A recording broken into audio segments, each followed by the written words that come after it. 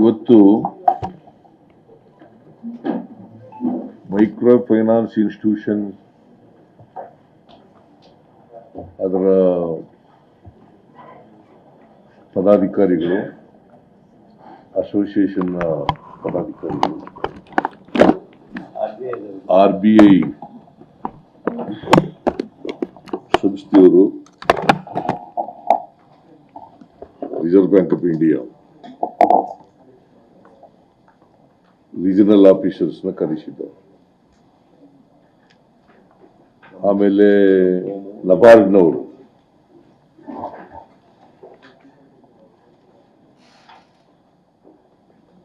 ಜೊತೆಗೆ revenue department, cooperation department, police department, ಆಮೇಲೆ law minister, ಮತ್ತೆ ನಮ್ಮ ಫೈನಾನ್ಸ್ ಡಿಪಾರ್ಟ್ಮೆಂಟ್ನವರು, ಲಾ ಡಿಪಾರ್ಟ್ಮೆಂಟ್ನವರು ಮತ್ತೆ ಫೈನಾನ್ಸ್ ಡಿಪಾರ್ಟ್ಮೆಂಟ್ನವರು. ಇದರಲ್ಲಿ ಈ ಸಭೆಯಲ್ಲಿ deputy chief minister HK Patil ಅವರು, ಮತ್ತೆ ನಮ್ಮ ಹೋಮ್ ಮಿನಿಸ್ಟ್ರು, ರೆವಿನ್ಯೂ ಮಿನಿಸ್ಟ್ರು, ನಮ್ಮ ಪೊಲಿಟಿಕಲ್ ಸೆಕ್ರೆಟರಿ ನಜೀರ್ ಅಹಮದ್, ಗೋವಿಂದರಾಜು ಅವರೆಲ್ಲರೂ ಕೂಡ ಭಾಗವಹಿಸಿದರು.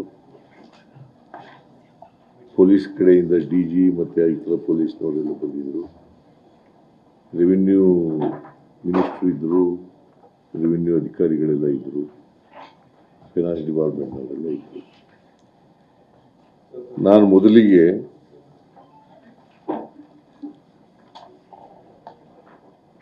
ಇವರು ಯಾರು ಮೈಕ್ರೋ ಫೈನಾನ್ಸ್ ನಡೆಸ್ತಾರೆ ಅವರ ಅಸೋಸಿಯೇಷನ್ ಇದೆಯಲ್ಲ, ಅಸೋಸಿಯೇಷನ್ನ ಅಧ್ಯಕ್ಷರು ಅವರಿಂದ ಅಭಿಪ್ರಾಯವನ್ನು ಕೇಳಿದ್ದೀವಿ. ಜೊತೆಗೆ reserve bank of India regional officer ಅವರ ಅಭಿಪ್ರಾಯ ಕೇಳಿದ್ದೀವಿ. ಇವರ ಅಭಿಪ್ರಾಯ ಕೇಳಿದ ಮೇಲೆ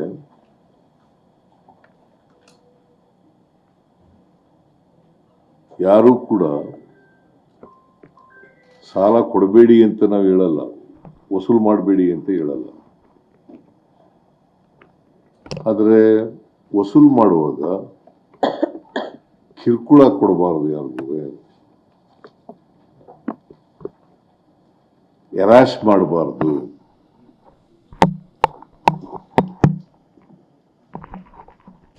ವಸೂಲಿ ಕ್ರಮ ಮಾಡುವಾಗ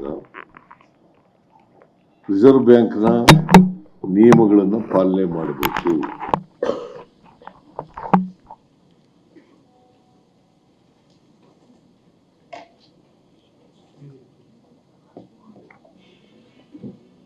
ಕಾನೂನು ಏನು ಹೇಳ್ತದೆ ಅದಕ್ಕಿಂತ ಹೆಚ್ಚಾಗಿ ಬಡ್ಡಿಯನ್ನು ವಸೂಲು ಮಾಡಬಾರ್ದು. ಆಮೇಲೆ 5 ಗಂಟೆ ನಂತರ ವಸೂಲಿಗೆ ಹೋಗಬಾರ್ದು. ಆಮೇಲೆ ಔಟ್ಸೋರ್ಸಿಂಗ್ ಮಾಡಿ ವಸೂಲು ಮಾಡ್ತಕ್ಕಂಥ ಕ್ರಮವನ್ನು ವಿರೋಧ ಮಾಡಿದ್ದೀವಿ. ಅದನ್ನ ಮಾಡಬಾರದು. ಔಟ್ಸೋರ್ಸಿಂಗ್ ಏನ್ ಮಾಡ್ತಾರೆ, ಈಗ ಔಟ್ಸೋರ್ಸಿಂಗ್ ಕೊಟ್ಬಿಡೋದು ವಸೂಲಿಗೆ, ಗೂಂಡಾಗಳನ್ನು ಬಳಕೆ ಮಾಡೋದು, ರೌಡಿಗಳನ್ನು ಬಳಕೆ ಮಾಡೋದು, ಅದನ್ನ ಮಾಡಬಾರದು.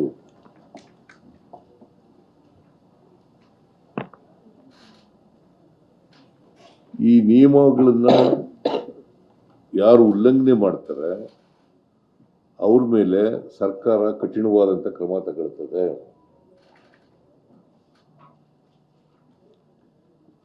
ಜೊತೆಗೆ ಇವತ್ತು ಮೈಕ್ರೋ ಫೈನಾನ್ಸಿಂಗ್ ಇನ್ಸ್ಟಿಟ್ಯೂಷನ್ಗಳಿರ್ಬೋದು, ಮನಿ ಲೆಂಡರ್ಸ್ ಆಗ್ತಿರ್ಬೋದು, ಪಾನ್ ಬ್ರೋಕರ್ಸ್ ಆಗ್ತಿರ್ಬೋದು, ಅಥವಾ ಎಕ್ಸಾರ್ಬಿಟೆಂಟ್ ಇಂಟ್ರೆಸ್ಟ್ ವಸೂಲು ಮಾಡ್ತಕ್ಕಂಥ ಕಾನೂನು ಇರ್ಬೋದು. ಈ ಕಾನೂನುಗಳನ್ನು ಉಲ್ಲಂಘನೆ ಮಾಡಿದ್ರೆ ನಾವು ಮುಲಾಜಿಲ್ದೇನೆ ಅವ್ರ ಮೇಲೆ ಕ್ರಮ ತಗೊಳ್ತೀವಿ.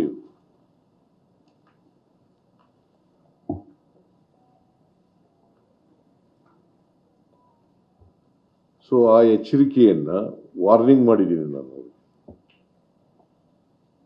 ಆ ಎಚ್ಚರಿಕೆಯನ್ನು ನಬಾರ್ಡ್ನವರಿಗೆ, ಮೈಕ್ರೋ ಫೈನಾನ್ಸ್ ಇನ್ಸ್ಟಿಟ್ಯೂಷನ್ನವರಿಗೆ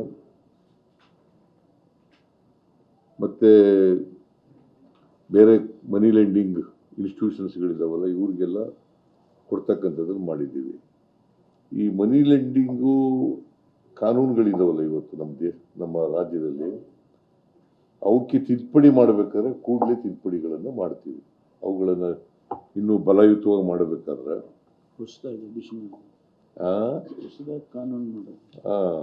ಮಾಡ್ತೀವಿ. ಜೊತೆಗೆ ಒಂದು ಹೊಸ ಕಾನೂನನ್ನು ಮಾಡ್ತೀವಿ.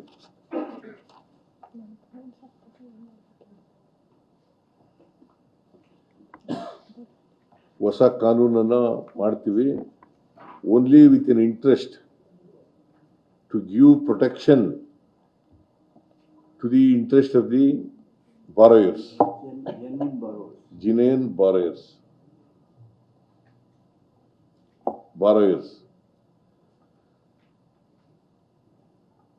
ಮತ್ತೆ ಲೈಸೆನ್ಸ್ ಇಲ್ದೇನೆ ಯಾರು ಕೂಡ ಮನಿ ಲೆಂಡಿಂಗ್ ಮಾಡಕೂಡದು.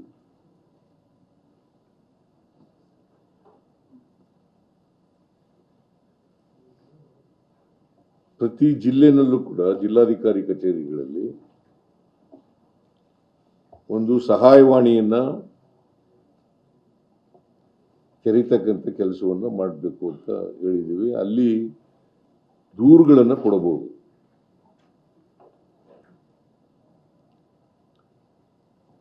ಆ ದೂರುಗಳ ಮೇಲೆ ಪೊಲೀಸ್ನವರು ದೂರುಗಳನ್ನು ಕೊಟ್ಟರೆ ಅಥವಾ ಸುವೋಮೋಟೋ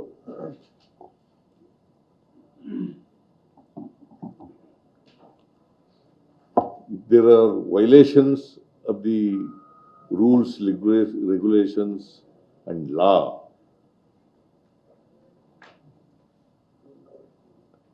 ಅಂತ ಕಡೆ ಸುವೋಮೋಟೋ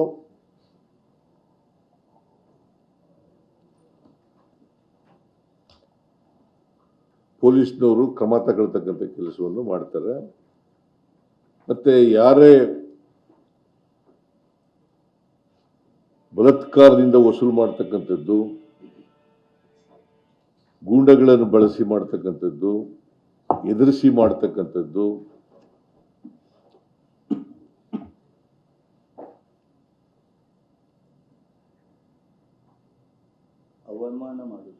ಅವಮಾನ ಮಾಡ್ತಕ್ಕಂಥದ್ದು, ಅಗೌರವ ಮಾಡ್ತಕ್ಕಂಥದ್ದು,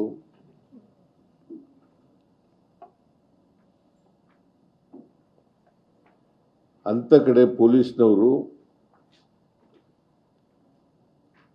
ಅವರ ಫಿರ್ಯಾದಿಗಳನ್ನು ರಿಜಿಸ್ಟರ್ ಮಾಡ್ಕೊಂಡು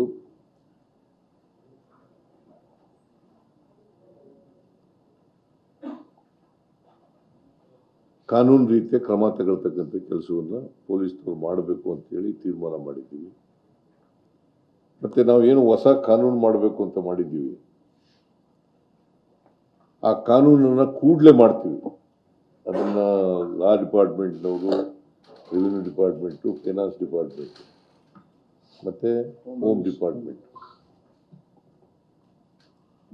ಚರ್ಚೆ ಮಾಡಿ, ಬೇರೆ ರಾಜ್ಯಗಳಲ್ಲಿ ಈಗ ಆಂಧ್ರ ಪ್ರದೇಶದಲ್ಲೂ ಕೂಡ ಕಾನೂನು ಮಾಡಿದ್ದಾರೆ. ಆ ಕಾನೂನುಗಳನ್ನು ಕೂಡ ನೋಡಿ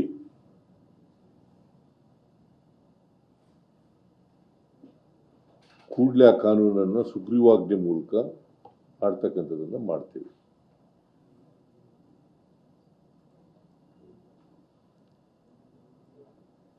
ಕೇಂದ್ರ ಸರ್ಕಾರಕ್ಕೂ ಒತ್ತಾಯ ಮಾಡ್ತೀವಿ. ಆಮೇಲೆ ಕೇಂದ್ರ ಸರ್ಕಾರಕ್ಕೂ ಕೂಡ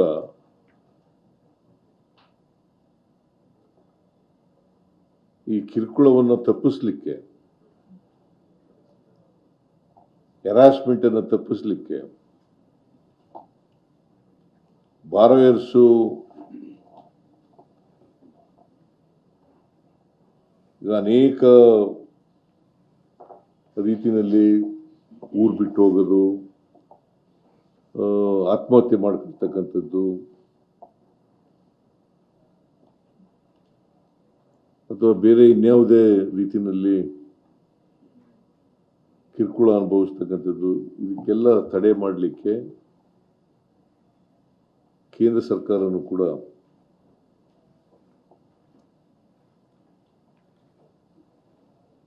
ಕಾನೂನನ್ನು ಮಾಡಬೇಕು ಅಂತೇಳಿ ಒತ್ತಾಯವನ್ನು ಮಾಡ್ತೀವಿ. ಯಾಕಂತಂದರೆ ಇದು ರಿಸರ್ವ್ ಬ್ಯಾಂಕ್ನಲ್ಲೇ ಮೈಕ್ರೋ ಫೈನಾನ್ಸಸ್ಗಳೆಲ್ಲ ರಿಸರ್ವ್ ಬ್ಯಾಂಕ್ನ ಅಡಿನಲ್ಲಿ ಬರ್ತಕ್ಕಂಥದ್ದು. ಅವ್ರು ರೆಗ್ಯುಲೇಟ್ ಮಾಡ್ತಾರೆ.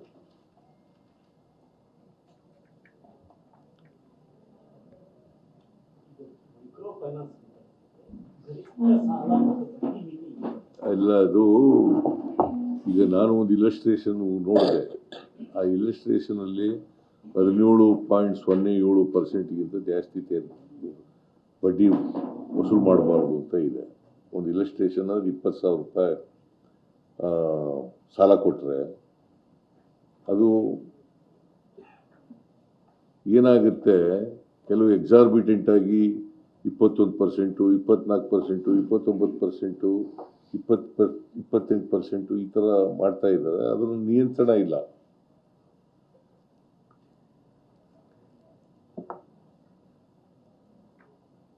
ಅದಕ್ಕೆ ಒಂದು ಈ ಮೈಕ್ರೋ ಫೈನಾನ್ಸಸ್ಗಳು ಈಗ ರಿಸರ್ವ್ ಬ್ಯಾಂಕ್ನವರೇ ಅಲೋ ಮಾಡಿಬಿಟ್ಟಿದ್ದಾರೆ. 17.07% ಬಡ್ಡಿ ವಸೂಲು ಮಾಡ್ಬೋದು ಅಂತ. ಆದರೆ ಅದಕ್ಕಿಂತ ಹೆಚ್ಚು ಮಾಡ್ತಾ ಇದ್ದಾರೆ. ಮತ್ತು ಒಬ್ಬರಿಗೆ, ಒಂದು ಕುಟುಂಬಕ್ಕೆ 3 ಸಾಲಗಳಿಗಿಂತ ಜಾಸ್ತಿ ಕೊಡಬಾರದು ಅಂತ ಇದೆ. ಇವರು 4, 5, 6 ಹಿಂಗೆಲ್ಲ ಕೊಟ್ಬಿಡ್ತಾರೆ. ಅವರ ಆದಾಯ ಗಮನದಲ್ಲಿ ಇಟ್ಕೊಂಡು ಕೊಡ್ತಕ್ಕಂಥ ಕೆಲಸವನ್ನು ಮಾಡ್ತಾರೆ. ಸೊ ಇದಕ್ಕೆಲ್ಲ ರೆಗ್ಯುಲೇಟ್ ಮಾಡತಕ್ಕಂಥ ಕೆಲಸವನ್ನು ಮಾಡಬೇಕು. ಅದಕ್ಕೆ ಕಾನೂನು ಮಾಡಬೇಕು ಅಂತ ಒತ್ತಾಯ ಮಾಡ್ತಾ ಇದ್ದೀವಿ ಅಂತ ಹೇಳಿ ಮಾಡ್ತಕ್ಕಂಥದ್ದು. ಒಟ್ಟಾರೆಯಾಗಿ ಅವ್ರಿಗೆ ವಾರ್ನಿಂಗ್ ಕೊಟ್ಟಿದ್ದೀನಿ. ನೀವೇನಾದರೂ ವೈಲೇಟ್ ಆಗಿ ನೀವು ಮೈಕ್ರೋ ಫೈನಾನ್ಸಸ್ಸು ಮತ್ತು ರಿಸರ್ವ್ ಬ್ಯಾಂಕ್ನವರು ಅವ್ರು ರೆಗ್ಯುಲೇಟ್ ಮಾಡದೆ ಹೋದರೆ the state government will step ಇನ್.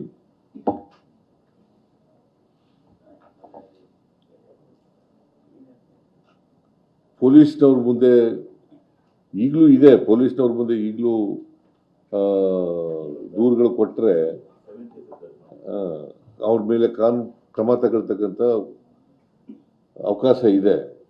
ಆದರೆ ಅದಕ್ಕೆ ಕಾನೂನು ಮಾಡ್ತಾ ಇದ್ದೀವಿ. ನಾವು ಒಂದು ಹೊಸ ಕಾನೂನನ್ನು ಮಾಡ್ತಾ ಇದ್ದೀವಿ. in order to protect the interest of the borrowers, either under the microfinance institutions or under any money lending institution.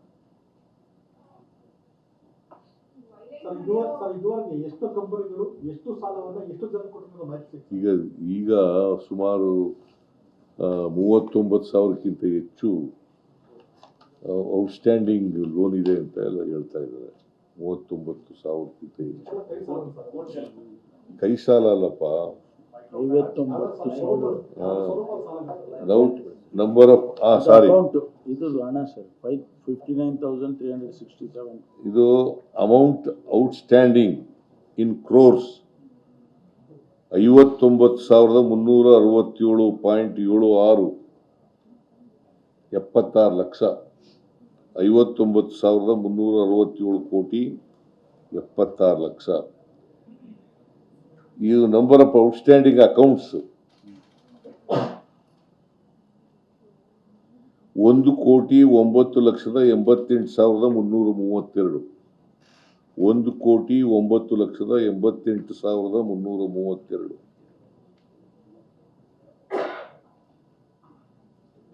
15% of the state.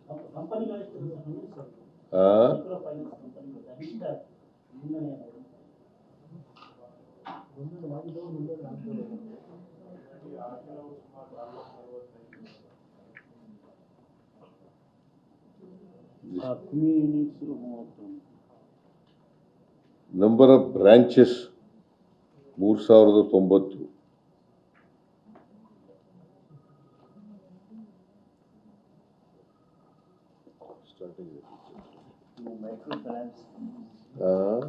Micro finance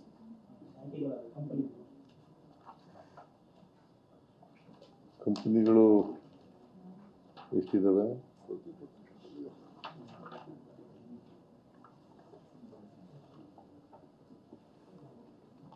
MFI 31 ಇದೆ. District MFI 31. ಸಾಹೇಬ್ ಹೇಳ್ದಂಗೆ 33,090 ಬ್ರಾಂಚ್ಗಳಿದಾವೆ. ಎಂಪ್ಲಾಯೀಸ್ 37,967 ಇದ್ದಾರೆ.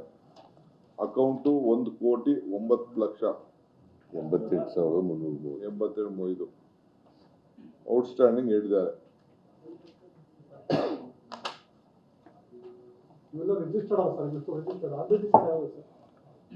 ರಿಜಿಸ್ಟರ್ಡ್ ಭಾಳ ಇದ್ದಾವೆ.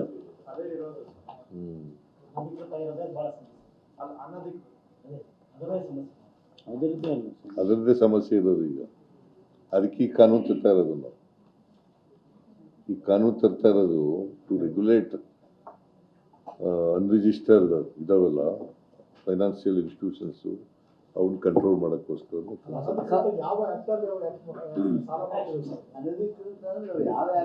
ಯಾವ ಆಕ್ಟಿವ್ ಇಲ್ಲಪ್ಪ ಅದಕ್ಕೆ. ನೀವು ಕೇಳ್ತಿರಲ್ಲ, ಏನು ಕೇಳೋದು ಇನ್ಫಾರ್ಮೇಶನ್ ಇದೆ, ತಕ್ಷಣ ಒಂದೇನೋ ಕೇಳ್ತಿರಲ್ಲ. ಹೌದು, ಕ್ರಿಮಿನಲ್ ಕೇಸ್ ಹಾಕಕ್ಕೆ ಹೇಳಿದ್ವಿ.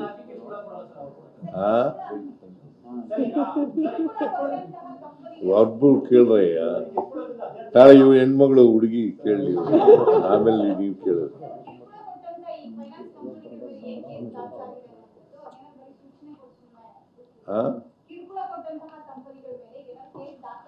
ಹೌದಪ್ಪ, ಕಂಪ್ನಿ ದೂರು ಕೊಟ್ರೆ ಅವ್ರ ಮೇಲೆಲ್ಲ ಕ್ರಮ ತಗೋತೀವಿ. ಈಗ 7 ಕೇಸ್ ಆಗಿದೆ ಇಲ್ಲಿ. ಹೋಮ್ ಮಿನಿಸ್ಟ್ರು, DG, ಕಮಿಷನರ್ಗಳು ಎಲ್ಲ ಯಾಕೆ ಕುಣಿಸ್ಕೊಂಡಿದ್ದೀವಿ? ಸಾಯಂಕಾಲದಷ್ಟೊತ್ತಿಗೆ ತೆಗೆದು ಒಳಗೆ ಹಾಕಿ ಅಂತ ಹೇಳಿದ್ವಿ.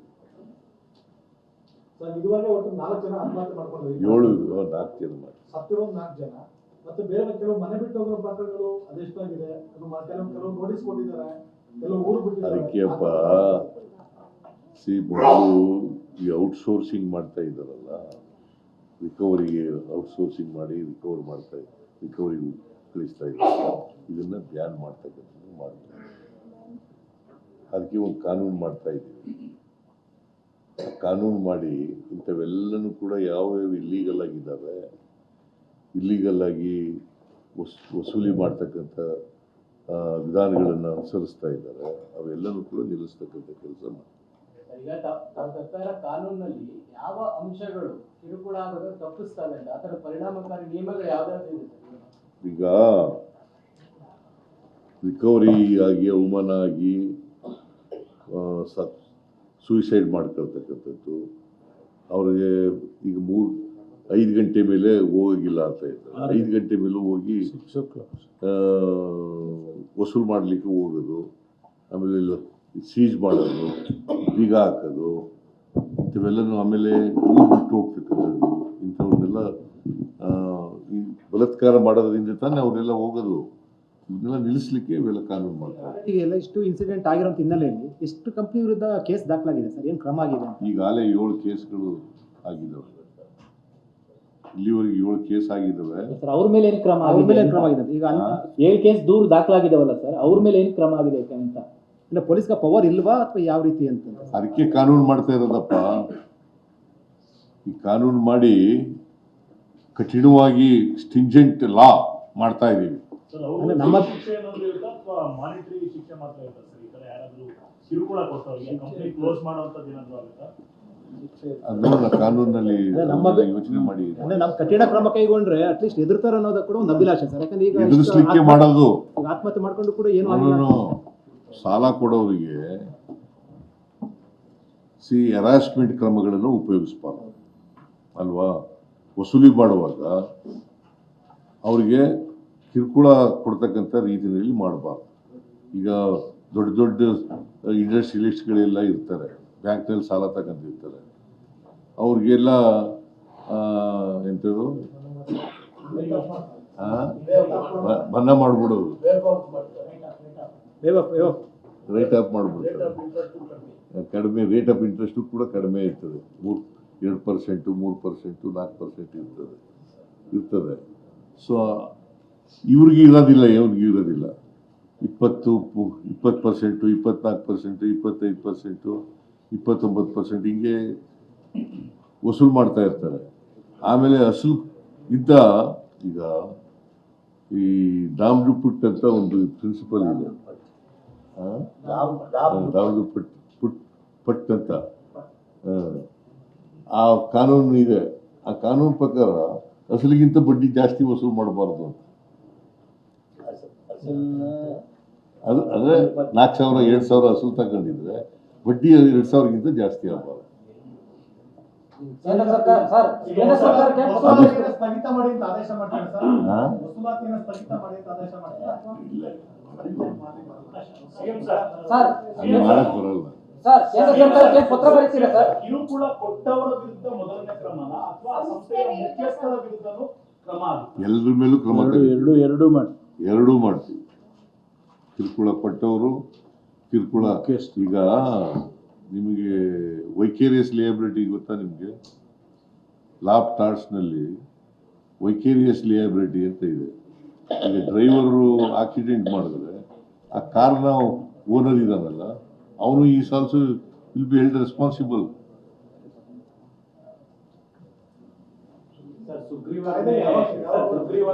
ಇಮಿಡಿಯೇಟ್ ಮಾಡ್ತೀವಿ. ಅದು ಈಗ ಅವ್ರು ಲಾ ಮಾಡಿದ ತಕ್ಷಣ ಕ್ಯಾಬಿನೆಟ್ ತಗೋಬಹುದು. ಕ್ಯಾಬಿನೆಟ್ ಮುಂದೆ ಮಂಡಿಸಿ ಆಮೇಲೆ ಸುಗ್ರೀವಾಜ್ಞೆ ಮಾಡ್ತಾರೆ.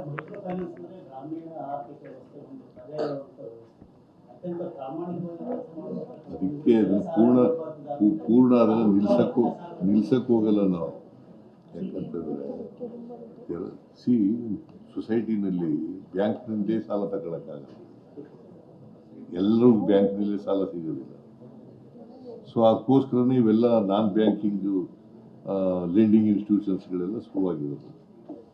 ಸೊ ಅದನ್ನು ನಿಲ್ಸಕ್ಕಾಗಲ್ಲ ನಾವು, ಅದನ್ನು ರೆಗ್ಯುಲೇಟ್ ಮಾಡಬೇಕಲ್ಲ. ರೆಗ್ಯುಲೇಟ್ ಮಾಡದೆ ಹೋದ್ರೆ ಈ ಬಾರೋಯರ್ಸ್ಗಳಿಗೆ ತೊಂದರೆ ಆಗ್ತದಲ್ಲ, ಅನ್ಯಾಯ ಆಗ್ತದಲ್ಲ.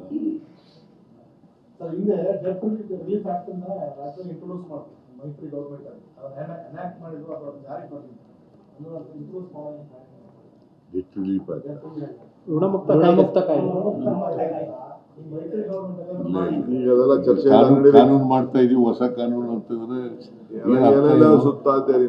Thank you.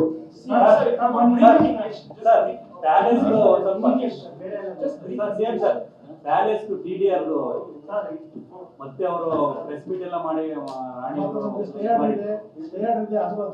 ಸರ್ಕಾರ ದ್ವೇಷ ಸಾಧಿಸ್ತಾ ಇದೆ ಅಂತ ಹೇಳ್ತಾ ಇದೆ. ಸರ್ಕಾರ ದ್ವೇಷ ಸಾಧಿಸಿದೆ, ನಮ್ಗೆ ಸ್ಟೇ ಆರ್ಡರ್ ಕೊಟ್ಟಿದ್ದಾರೆ. ಇದು ದ್ವೇಷ ಸಾಧಿಸೋ ಪ್ರಶ್ನೆನೇ ಇಲ್ಲ.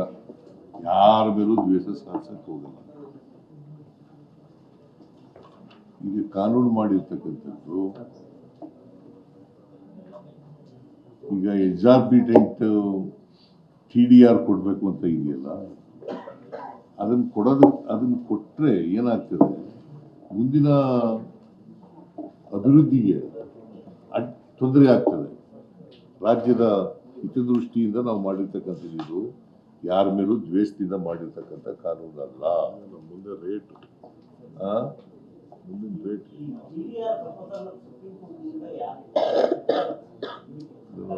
ಸುಪ್ರೀಂ ಕೋರ್ಟ್ ಏನಾರ ಮಾಡಲಿ. ಈಗ 15 ಎಕರೆ 37 ಗುಂಟೆಗೆ 3,014 ಕೋಟಿ ಅಂತಂದ್ರೆ ಎಷ್ಟಾಯ್ತು? ಒಂದು ಎಕರೆಗೆ 200 ಚಿಲ್ಲರೆ ಕೋಟಿ ಆಯ್ತು. ಒಂದು ಎಕರೆಗೆ 200 ಚಿಲ್ಲರೆ ಕೋಟಿ ಬೆಂಗಳೂರಿನಲ್ಲಿ ಎಲ್ಲರೂ ಇದೆಯಾ? ಮತ್ತೆ ಇದು ಕೊಟ್ಟರೆ ಏನಾಗುತ್ತೆ? ಸರ್ಕಾರಕ್ಕೆ ಪರಿಣಾಮ ಏನಾಗುತ್ತೆ? ಒಂದು, ಜನರ ಮೇಲೆ ಏನು ಪರಿಣಾಮ ಬೀರ್ತದೆ? ಎರಡನೇದು, ಅಭಿವೃದ್ಧಿ ಮೇಲೆ ಏನು ಪರಿಣಾಮ ಬೀರ್ತದೆ? ಸೊ ಅದಕ್ಕೋಸ್ಕರ ಮಾಡ್ತಾ ಇದೀವಿ ಹೊರತು ದ್ವೇಷದಿಂದ ಅಲ್ಲ. ಯಾರ ಮೇಲೂ ದ್ವೇಷ ಇಲ್ಲ.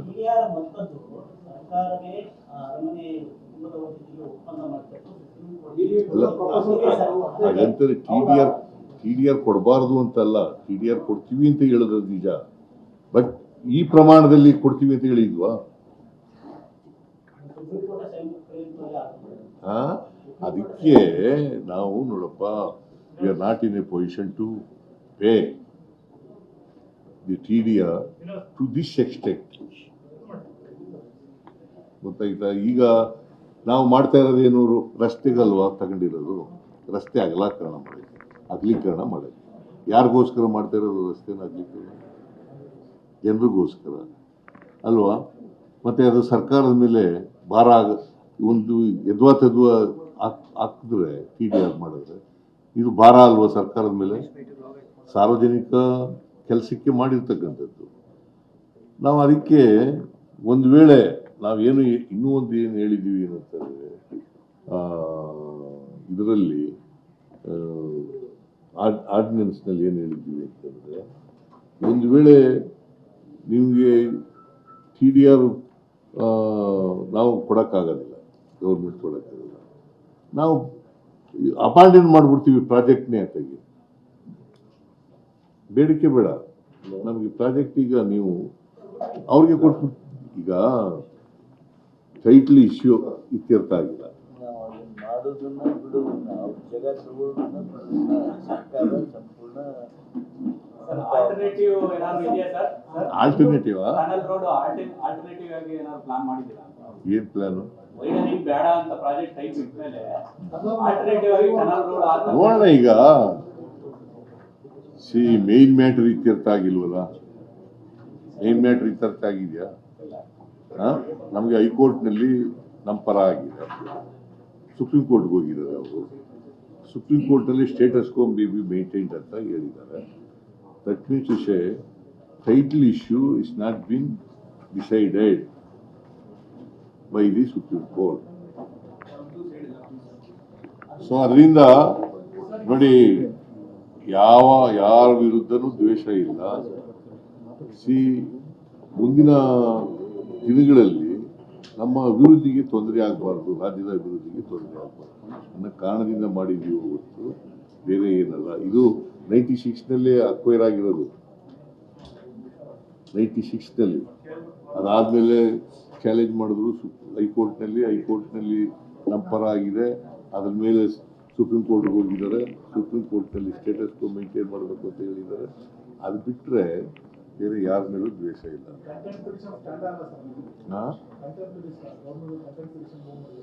ಯಾವುದು ನೋಡೋಣ, ಅದಕ್ಕೆ ಕೋರ್ಟ್ನಲ್ಲಿ ನಾವು ಫೈಟ್ ಮಾಡ್ತಾ ಇದ್ದೀವಿ.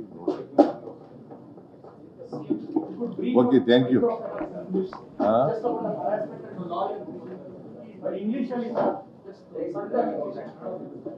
See, there are today we had a meeting of the microfinance institutions, Reserve Bank, regional and NABARD officers, and also our officers are there. Myself, D.K. Shivkumar, Deputy Chief Minister, Mr. H.K. Patil, Law Minister, Mr. Parmeshwar, Home Minister, Mr. Krishna Bairegoda, in charge of Revenue Minister, and all the concerned officers were present. We have warned the Microfinance Institutions Association and its office bearers that if you violate the rules and regulations of the RBI, the government of Karnataka will not keep quiet. Will take stringent actions against the violators. The recovery proceedings should be in accordance with the provisions of the RBI guidelines.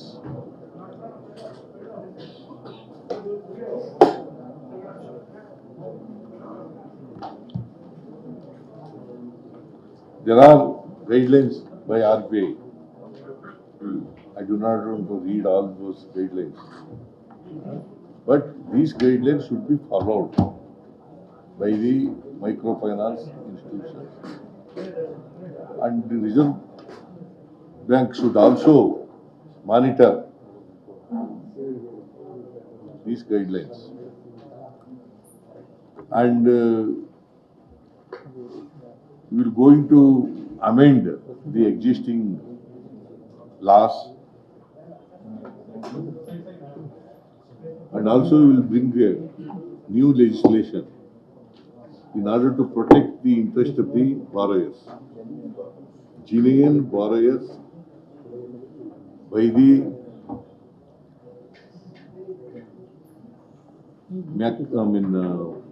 microfinance institutions